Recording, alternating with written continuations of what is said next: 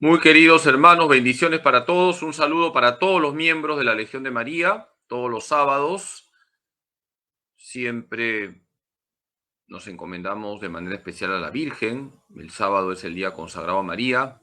Vamos a poner esta charla, esta clase del catecismo de la Iglesia Católica en las manos de María Santísima. A ella le decimos: Dios te salve María, llena eres de gracia, el Señor es contigo. Bendita tú eres entre todas las mujeres y bendito es el fruto de tu vientre, Jesús. Santa María, Madre de Dios, ruega por nosotros pecadores, ahora y en la hora de nuestra muerte. Amén.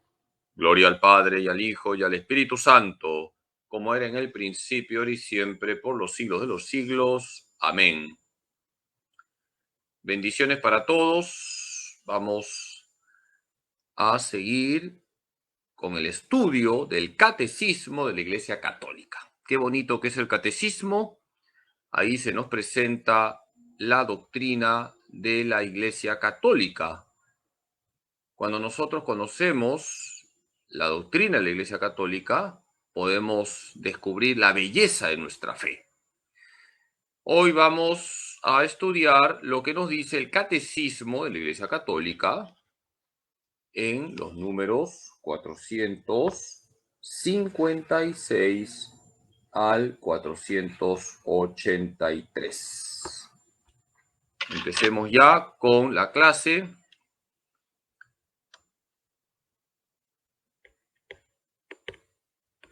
Repito, vamos a estudiar lo que nos dice el Catecismo de la Iglesia Católica en los números 456 al 483. La primera pregunta es: ¿cuál es el contenido de los números 456 al 483? El Hijo de Dios se hizo hombre. Vamos a hablar de Jesús nuestro Señor. No podemos amar a Jesús si no lo conocemos. No se puede amar lo que no se conoce. Ojos que no ven, corazón que no siente. Necesitamos contemplar a Jesús, conocer a Jesús para amarle. Los números 456 al 483 del Catecismo nos presentan la verdad sobre Jesús. El Hijo de Dios se hizo hombre. ¿Por qué el Hijo de Dios se hizo hombre? El Catecismo nos da 4 motivos para salvarnos, para que conociéramos el amor de Dios, para ser nuestro modelo de santidad, para hacernos participar de la vida divina. Esta podría ser una pregunta facilita para un examen de catecismo.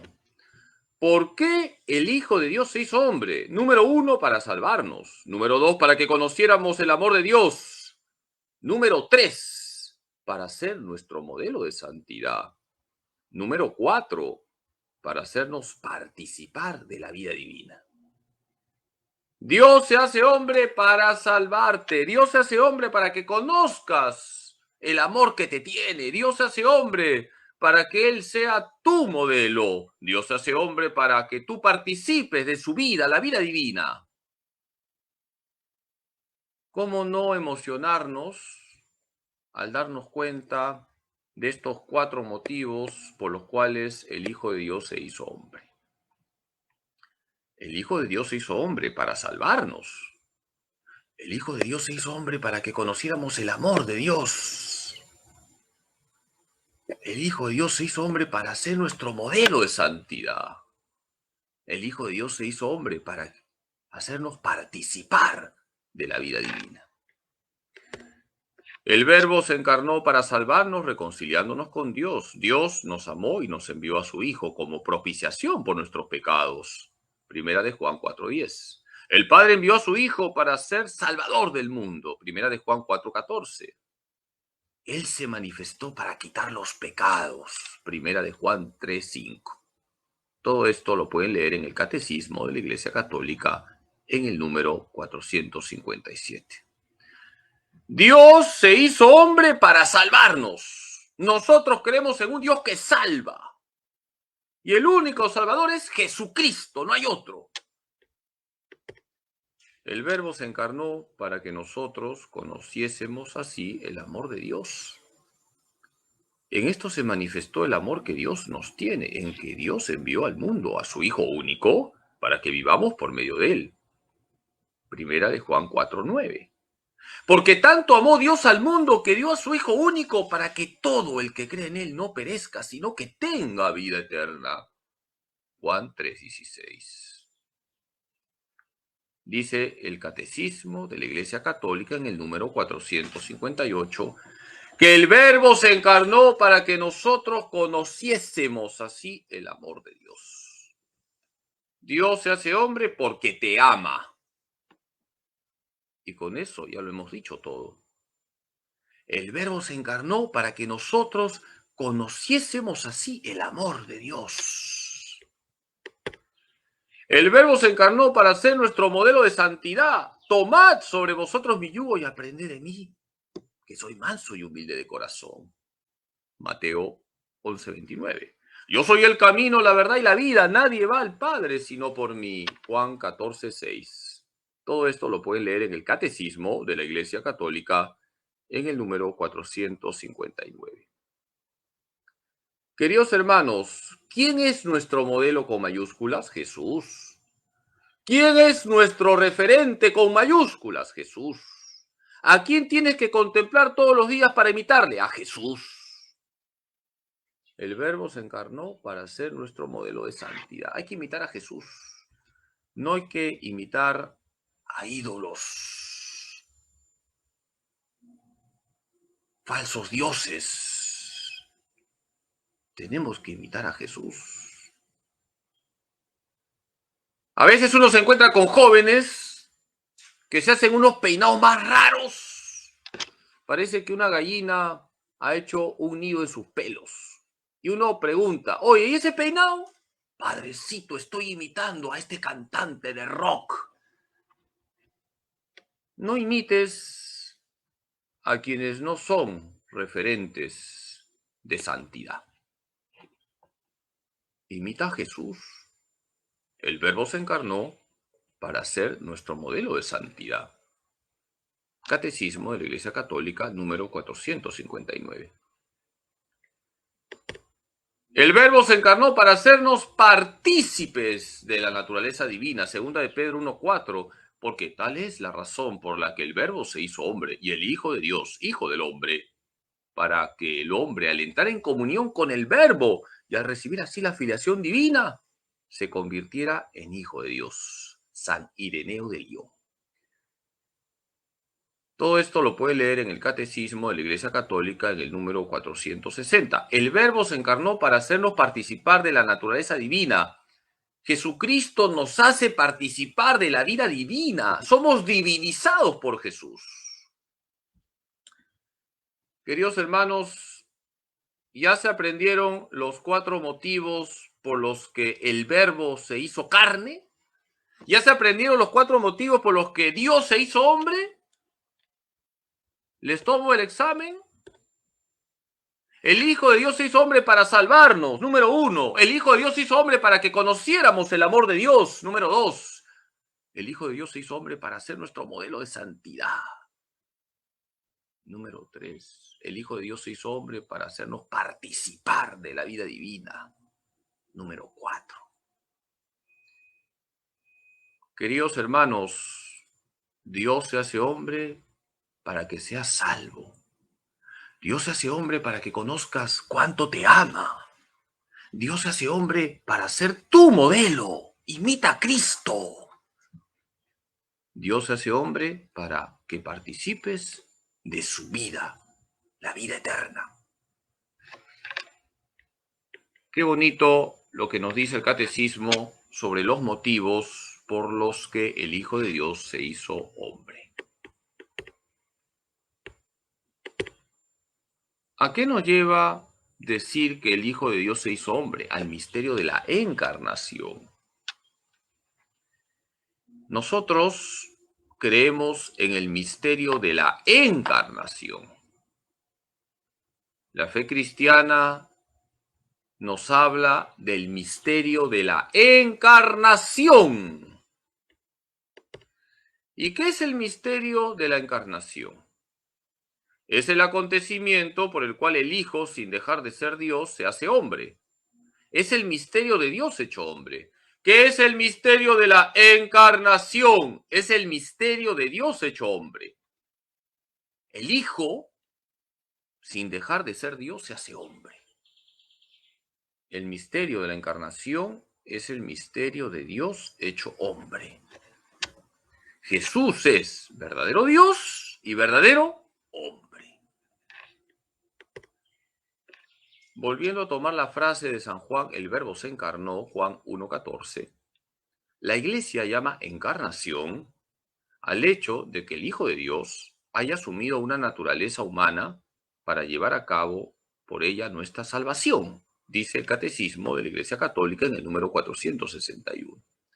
El Hijo de Dios, que es tan Dios como el Padre y tan Dios como el Espíritu Santo, se hace hombre. El Hijo se hace hombre. El Hijo es verdadero Dios y se hace verdadero hombre. Estamos en el misterio de la encarnación. La encarnación es, pues, el misterio de la admirable unión de la naturaleza divina y de la naturaleza humana en la única persona del Verbo, dice el Catecismo de la Iglesia Católica en el número 483. Hermanos, estamos aquí en lo que se llama la cristología, el estudio de Cristo. La encarnación es, pues, el misterio de la admirable unión de la naturaleza divina y de la naturaleza humana en la única persona del Verbo. Estamos muy elevados, hermanos. Algunos ya están levitando. Jesucristo tiene dos naturalezas, naturaleza divina y naturaleza humana. Están unidas en la única persona del Verbo, en la persona del Hijo. ¿Cómo se llaman los errores sobre Jesucristo? Herejías cristológicas. Nos vamos a detener, siguiendo el catecismo, en las herejías cristológicas. Los errores sobre Jesucristo se llaman herejías cristológicas. A ver, repitan, herejías cristológicas. ¿Qué son las herejías cristológicas? Son errores sobre Jesucristo. Y nosotros no podemos admitir a las herejías cristológicas, porque si admitimos alguna herejía cristológica, entonces estamos negando alguna verdad sobre Jesús. Por eso tenemos que conocer las herejías cristológicas para no caer en ellas. No se olviden que católico ignorante se hace protestante.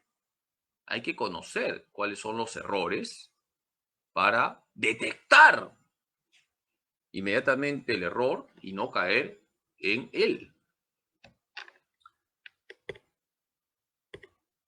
Jesucristo es verdadero Dios y verdadero hombre. La Iglesia debió defender y aclarar esta verdad de fe durante los primeros siglos frente a unas herejías que la falseaban. Dice el Catecismo de la Iglesia Católica en el número 464. La Iglesia defiende la verdad sobre Jesucristo. ¿Cómo se llaman los errores sobre Jesucristo? Herejías cristológicas. Por eso es importante leer el Catecismo. En el Catecismo se nos explica la verdad. ¿Cómo se pueden agrupar a las herejías cristológicas? Tenemos las herejías que niegan la humanidad de Jesús y tenemos las herejías que niegan la divinidad de Jesús. Por lo tanto, todos los errores que hay sobre Jesucristo o están en aquellos que niegan la humanidad de Jesús o están en aquellos que niegan la divinidad de Jesús. ¿Qué tipos de herejías cristológicas se dieron en los primeros siglos? Docetas, arrianos, nestorianos, monofisitas, monoteletas, iconoclastas. Padrecito, ya me he mareado, no te preocupes. Ahorita vamos a explicar qué tipos de herejías cristológicas se dieron en los primeros siglos. Docetas, arrianos, nestorianos, monofisitas, monoteletas, iconoclastas. Vamos ahora a explicar estos errores. No se preocupen, que vamos a explicar en qué consiste cada una de estas herejías cristológicas.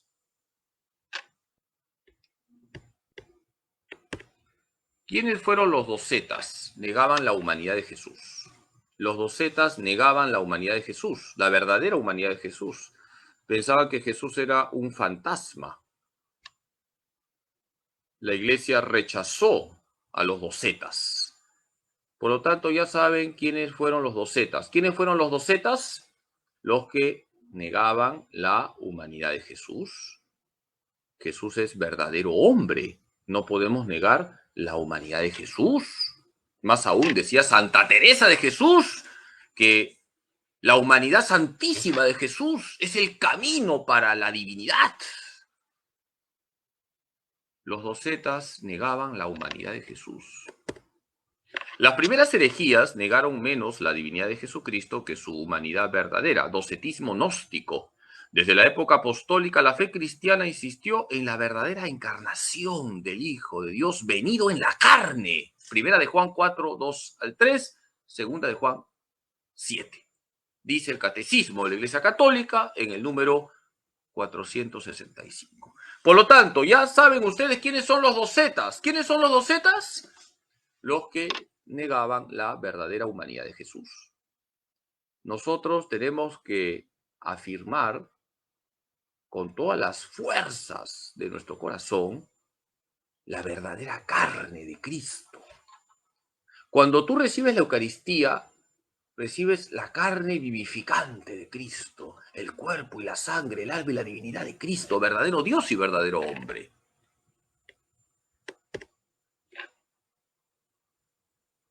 ¿Quiénes fueron los arrianos? Fueron los seguidores de Arrio, un hereje, quien murió el año 336. Los arrianos, siguiendo a Arrio, negaban que el Hijo sea Dios, decían que el Hijo es solo una criatura perfecta, lo que ahora dicen los testigos de Jehová. Por lo tanto, negaban la divinidad de Jesús. ¿Quiénes fueron los arrianos? Los seguidores de Arrio. Negaban que el Hijo sea Dios, decían que el Hijo es solo una criatura perfecta. Nosotros rechazamos el arrianismo. ¿Dónde se refutó a Arrio? En el Concilio I de Nicea del año 325. Ahí se enseñó que el Hijo es verdadero Dios.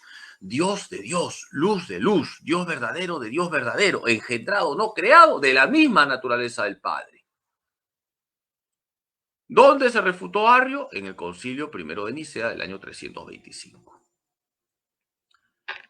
Por lo tanto, ya sabemos quiénes son los arrianos. ¿Quiénes son los arrianos? Los que, siguiendo a Arrio, negaban la divinidad de Jesús.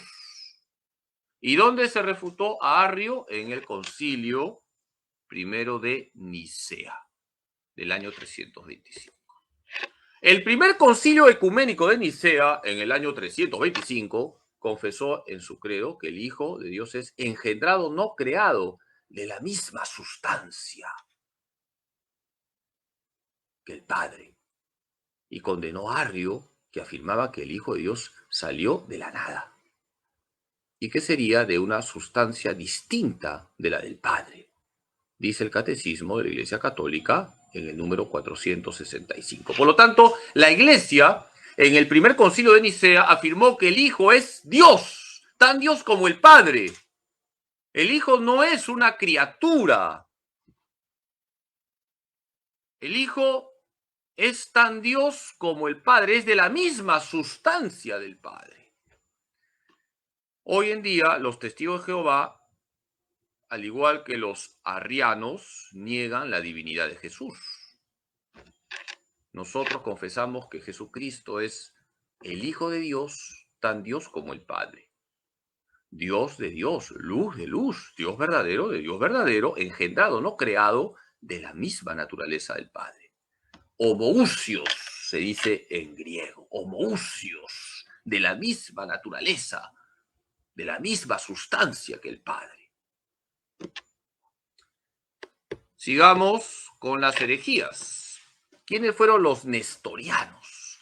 Seguidores de Nestorio, un hereje, quien murió el año 451, decían que en Jesús había dos sujetos, el sujeto Cristo y el sujeto Verbo. Y María no era la madre de Dios, eso es lo que decía Nestorio. María era la madre del sujeto Cristo, pero no la madre del sujeto Verbo. Aquí el problema es que los nestorianos, siguiendo a Nestorio, decían que en Jesús había dos sujetos o dos personas, la persona de Cristo y la persona del Verbo. Cuando nosotros sabemos que en Jesús hay un solo sujeto, una sola persona. Repito, ¿quiénes fueron los nestorianos? Seguidores de Nestorio. Y decían que en Jesús había dos sujetos, el sujeto Cristo y el sujeto Verbo, dos sujetos. Y los nestorianos decían que María no era la madre de Dios. Gravísimo error, porque colocaban dos sujetos en Jesús. María sería la madre del sujeto humano, pero no la madre del sujeto divino. La Iglesia refutó a Nestorio en el concilio de Éfeso del año 431. Ahí se enseñó que en Cristo solo hay un sujeto, una sola persona, y María es la madre de Dios, la Teotocos. ¿Dónde se refutó a Nestorio? En el concilio de Éfeso del año 431. Ahí se enseñó que en Cristo hay un solo sujeto, la persona divina, la segunda persona divina. María es madre de Cristo, y como la persona de Cristo es persona divina, María es la madre de Dios, porque esa es madre de la persona. Por lo tanto, ya saben ustedes cuál es el error de los nestorianos. ¿Cuál es el error de los nestorianos? Que decían que había dos sujetos o dos personas en Cristo. ¿Cuántas personas hay en Cristo? Una sola persona, que es la segunda persona divina, el Hijo. La herejía nestoriana veía en Cristo una persona humana junto a la persona divina del Hijo de Dios. Frente a ella, San Cirilo de Alejandría y el Tercer Concilio Ecuménico, reunido en Éfeso en el año 431, confesaron que el Verbo, al unirse en su persona a una carne animada por un alma racional, se hizo hombre. Todo eso lo dijo el Concilio de Éfeso y lo pueden leer en el Catecismo de la Iglesia Católica en el número 466. Fíjense el error de Nestorio. Nestorio decía que en Cristo había dos sujetos o dos personas, persona humana y persona divina, cuando en Cristo hay una sola persona, un solo sujeto. Y además Nestorio cometió el gravísimo error de decir que María no es la madre de Dios, y eso generó el rechazo del pueblo. Por eso la Iglesia, en el Concilio de Éfeso del año 431, señaló que en Cristo hay una sola persona y que María es la madre de Dios, la Teotocos. Es bueno señalar que Arrio y Nestorio eran sacerdotes. Es importante rezar por los sacerdotes, porque cuando los sacerdotes enseñan tonterías o enseñan mentiras, hacen daño al pueblo de Dios. Arrio era sacerdote. Y fíjense cómo cayó en este error. Qué importante es rezar por los sacerdotes y que los sacerdotes estén bien formados, que conozcan la doctrina de la Iglesia para que transmitan esa doctrina y no sus opiniones personales. ¿Quiénes fueron los monofisitas? Seguidores de Eutiques, otro hereje. Y también Eutiques era sacerdote. Decían que en Jesús solo hay una naturaleza, la divina. Los monofisitas, mono significa uno, physis, naturaleza. Hablaban de que en Jesús solo había una naturaleza, la naturaleza divina que había absorbido a la naturaleza humana. Esto es un error. Ustedes saben muy bien. Pregunto, ¿cuántas naturalezas hay en Jesucristo? 2. ¿Pero qué decían los monofisitas? Que en Jesús solo hay una naturaleza, la naturaleza divina. Los monofisitas caían en un gravísimo error. Negaban las dos naturalezas de Cristo. ¿Dónde se refutó a Eutiques? En el concilio de Calcedonia del año 451. Ahí se enseñó que en Cristo hay dos naturalezas, humana y divina. ¿Y cómo están? No separadas, no mezcladas, no cambiadas, no divididas. Ustedes son muy inteligentes. Lo van a retener rapidito, como San Expedito. ¿Cuántas naturalezas hay en Jesucristo? 2. Naturaleza humana y naturaleza divina. ¿Y cómo están esas dos naturalezas? No separadas, no mezcladas, no cambiadas, no divididas. ¿De acuerdo? ¿Cómo están las naturalezas de Cristo? La humana y la divina. No separadas, porque no hay dos sujetos, hay uno solo. No están separadas la naturaleza divina y la naturaleza humana en Cristo. Tampoco están mezcladas. Jesús no es una mezcla divina humana.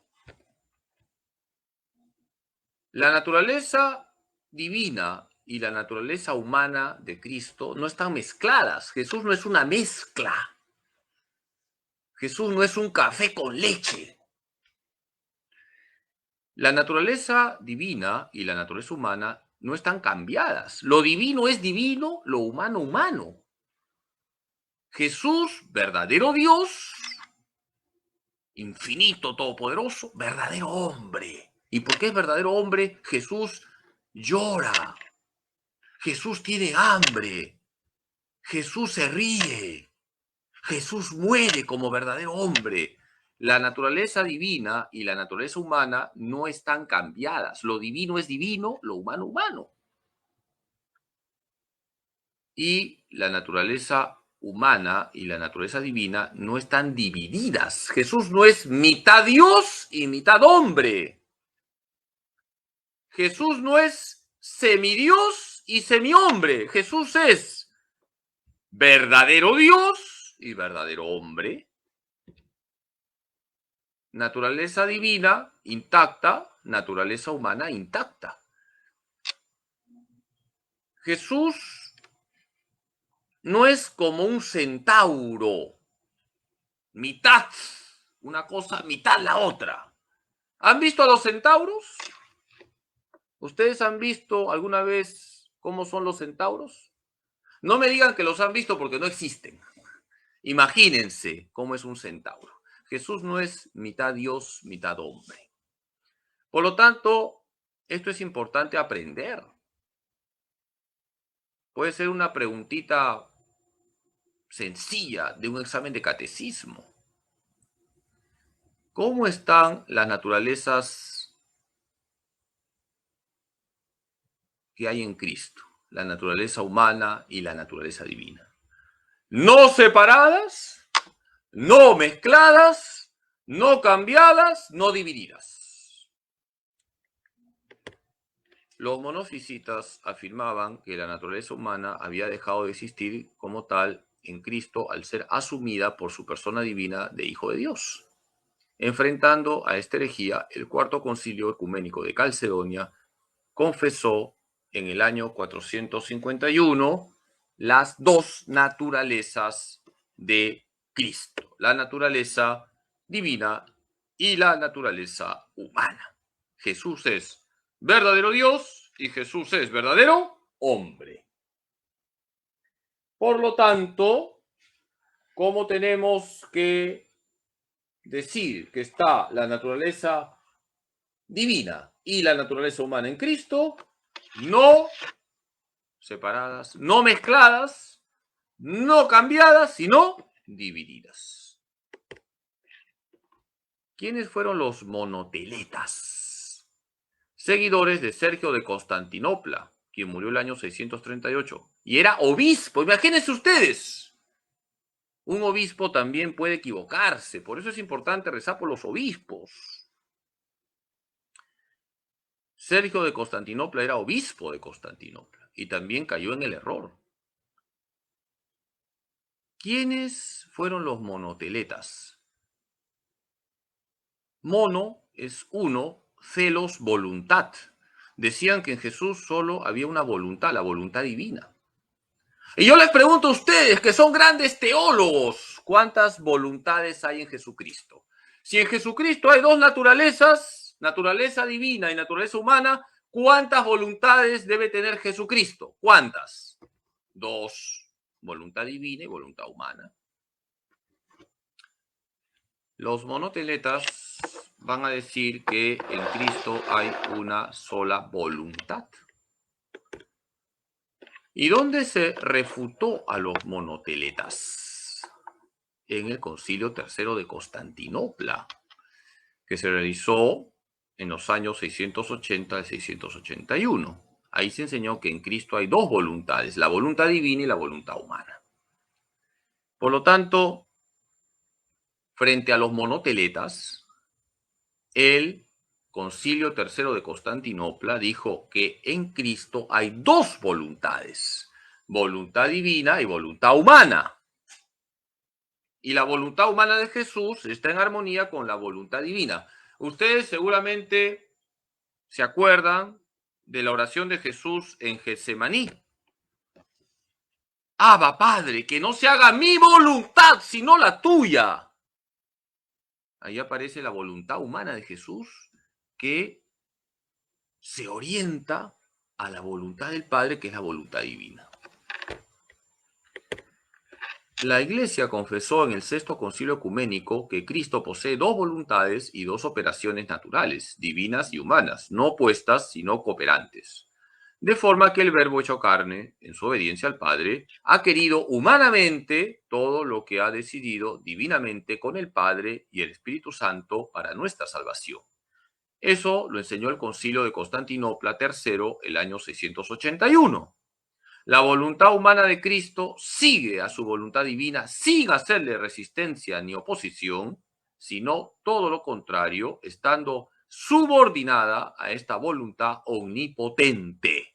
Todo esto lo pueden leer en el Catecismo de la Iglesia Católica en el número 475. Queridos hermanos, en Cristo hay dos voluntades, voluntad humana y voluntad divina. Y la voluntad humana está en armonía con la voluntad divina. La voluntad humana de Jesús sigue siempre a la voluntad divina. Y la voluntad divina es común al Padre, al Hijo y al Espíritu Santo, porque el Padre es Dios, el Hijo es Dios y el Espíritu Santo es Dios. Espero que no se mareen con lo que estoy diciendo. Ustedes son muy inteligentes. La voluntad humana de Jesús se debe a que Jesús es verdadero hombre. Y la voluntad divina de Jesús se debe a que Jesús es verdadero Dios.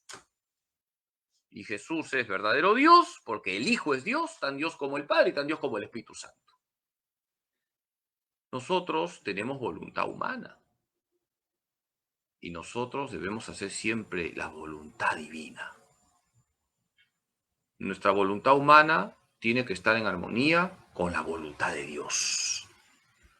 Y ahí está la santidad, en hacer siempre la voluntad de Dios. ¿Quiénes fueron los iconoclastas? Aquellos que negaban la legitimidad de las imágenes sagradas. Los iconoclastas fueron herejes que decían que no se podía hacer imágenes sagradas, no se podía representar a Jesús, por ejemplo, no se podía representar a la Virgen o a los santos. Lo que hoy dicen los hermanos evangélicos. Ya saben quiénes son los iconoclastas. ¿Quiénes son los iconoclastas? Aquellos que niegan la legitimidad de las imágenes sagradas.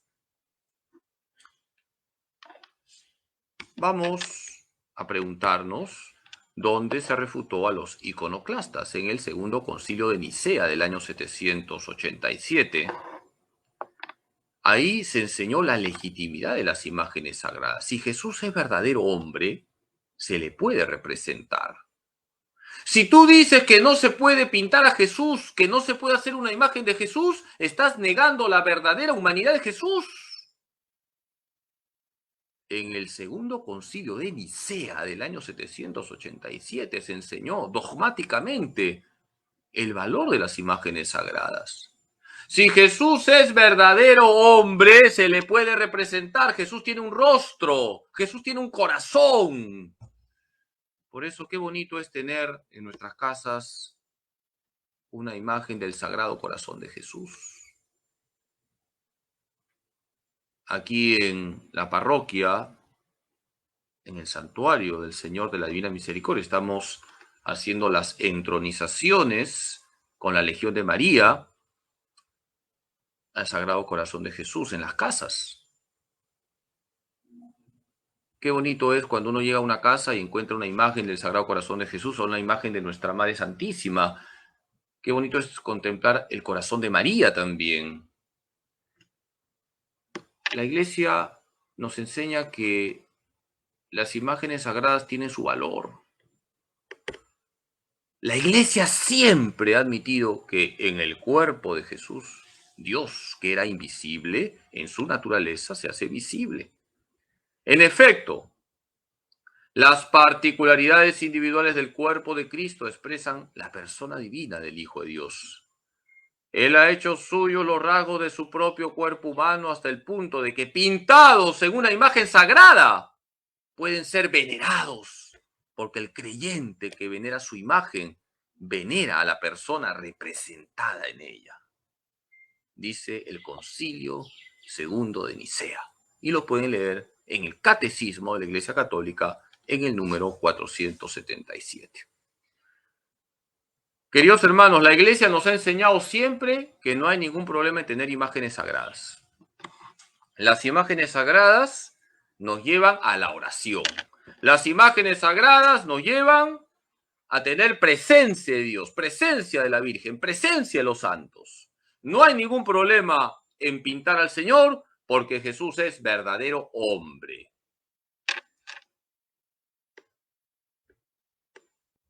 Nosotros necesitamos de las imágenes porque somos unidad de cuerpo y alma. Una vez me encontré con un taxista, tomé taxi, y el taxista vio que era sacerdote porque siempre voy con el cuellito blanco y me comenzó a hablar mal de las imágenes sagradas. ¿Por qué los católicos tienen imágenes sagradas? Son idólatras. Y yo le dije, oye, chocherita, necesitamos de las imágenes. Yo estoy en tu carro, te he tomado taxi porque he visto una imagen. He visto que arriba de tu carro hay una imagen que dice taxi. Y gracias a esa imagen estoy acá y te estoy dando 10 lucas de taxi. Necesitamos de las imágenes para vivir. Además, nosotros no adoramos las imágenes sagradas. Nosotros veneramos la imagen sagrada, ya sea de Jesús, de la Virgen, de los santos. Nos conducen a la oración. Así como hay imágenes obscenas, por ejemplo, imágenes de chicas muy pobres que no tienen ropa o no tienen para comprarse ropa y que te llevan al pecado, las imágenes sagradas nos llevan a algo bueno, a la oración, a tener presencia de Dios. Vamos a terminar con esta tablita para que quede claro. Esta tablita es básica y deberían ustedes aprenderse esta tablita, como en la escuelita del Chavo. Tienen que aprender esta tablita. Herejía, docetismo. Enseñanza errónea, Jesús no tiene verdadera humanidad. Refutación, los padres de la iglesia refutaron a los docetas. Herejía, arrianismo, enseñanza errónea, el Hijo no es Dios. Refutación, en el Concilio Primero de Nicea del año 325. Herejía, nestorianismo, en Jesús hay dos sujetos. Refutación, en el Concilio de Éfeso del año 431. Herejía, monofisismo. En Jesús hay una sola naturaleza, es la enseñanza errónea. Refutación, el Concilio de Calcedonia, el año 451. Herejía, monoteletas. Enseñanza errónea. En Jesús hay una sola voluntad. Esto es erróneo. Refutación, Concilio III de Constantinopla, el año 680. Herejía, iconoclastas. Enseñanza errónea. No se puede representar a Jesús. No se pueden hacer imágenes de Jesús. Esto es un error. Refutación, Concilio II de Nicea del año 787.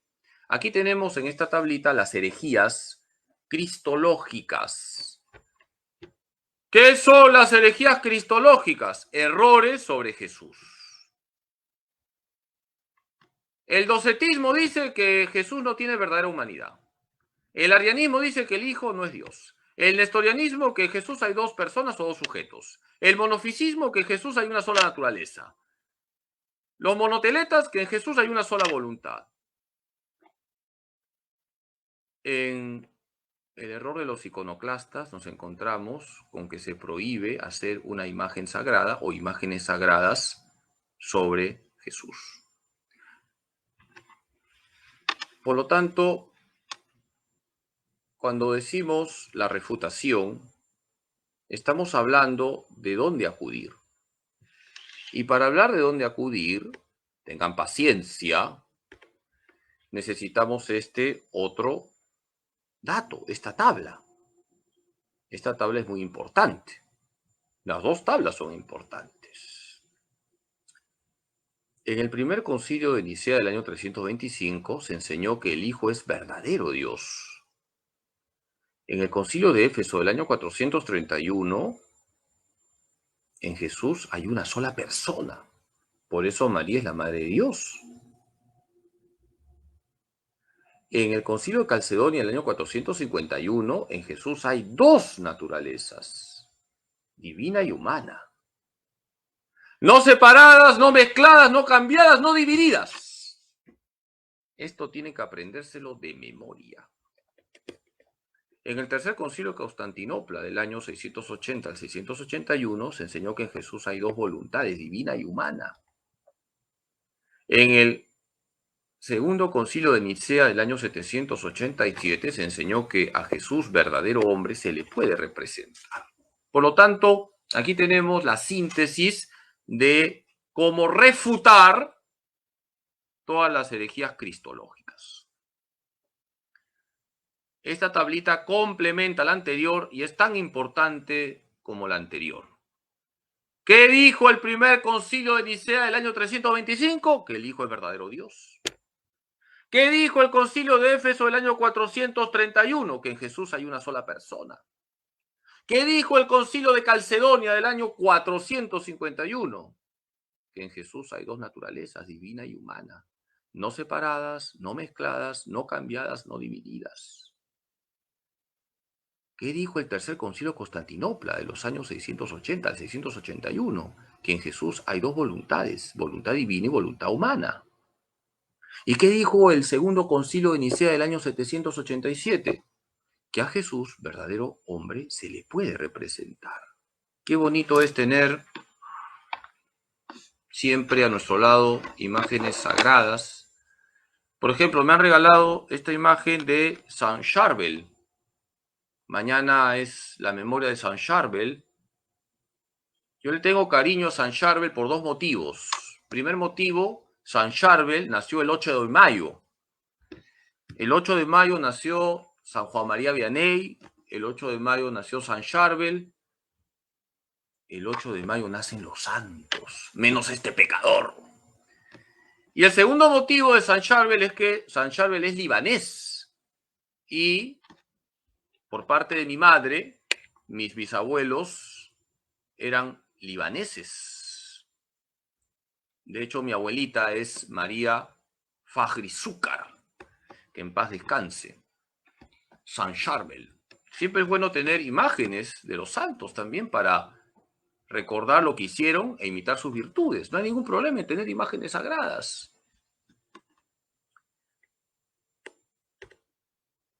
Síntesis. Jesús es el Hijo de Dios hecho hombre. Verdadero Dios y verdadero hombre. Frente a las diversas herejías cristológicas, la Iglesia las refutó con los concilios de los primeros siglos.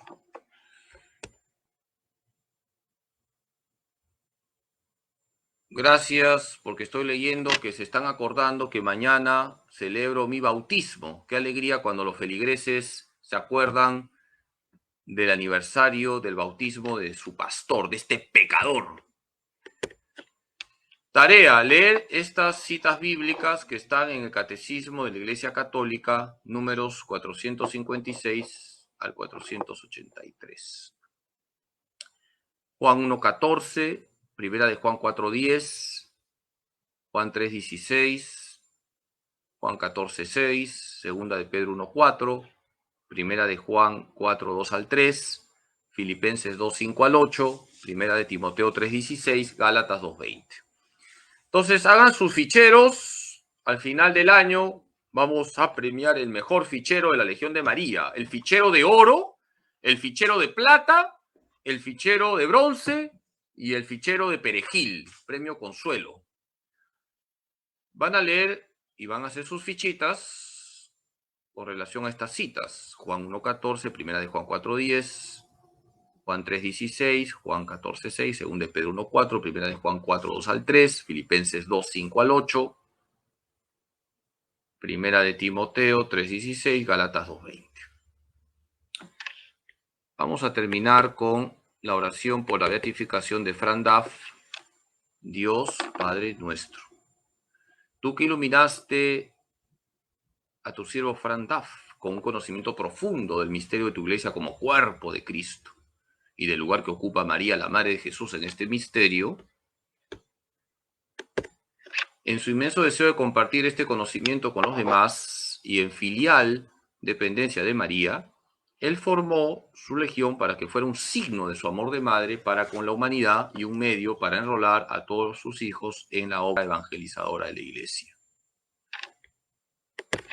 Te damos gracias, Padre, por los dones con que le dotaste y por los beneficios obtenidos para la Iglesia por su fe intrépida y radiante. Te suplicamos confiadamente, por su intercesión, nos concedas esta gracia. En silencio vamos a pedir al Señor, a través de Fran Duff, lo que necesitamos.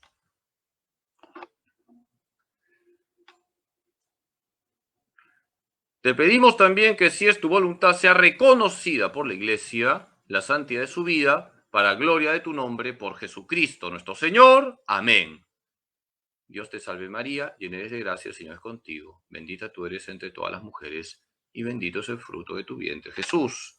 Santa María, Madre de Dios, ruega por nosotros pecadores, ahora y en la hora de nuestra muerte. Amén. Gloria al Padre, y al Hijo, y al Espíritu Santo, como era en el principio, ahora y siempre, por los siglos de los siglos. Amén.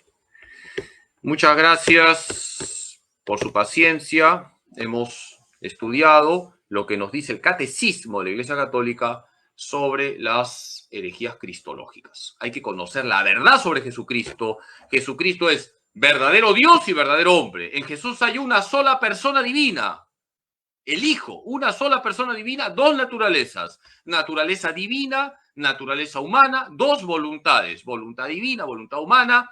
La naturaleza divina y la naturaleza humana están unidas, no separadas, no mezcladas, no cambiadas, no divididas. Eso es lo que hemos enseñado hoy.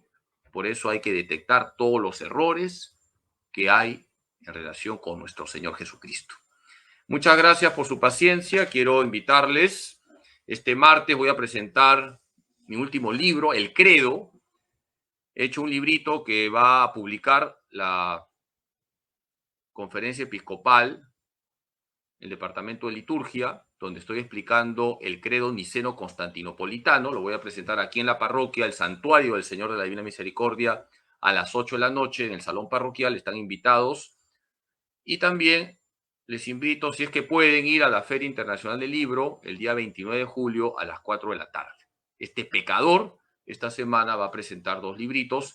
Recen siempre por mí, recen para que pueda estar siempre a la altura de las circunstancias y para que pueda atenderles cada vez mejor. Muchas gracias por sus oraciones, gracias por los saludos. Mañana es mi aniversario de bautismo, como me han hecho recordar ahí algunas místicas, y recen siempre pues por los sacerdotes. Ya les dejo porque algunas legionarias hoy van a preparar pachamanca y tienen que romper el piso de sus alas. Que Dios Todopoderoso les bendiga en nombre del Padre, y del Hijo y del Espíritu Santo. Bendiciones y nos vemos mañana en la misa de 7 de la mañana.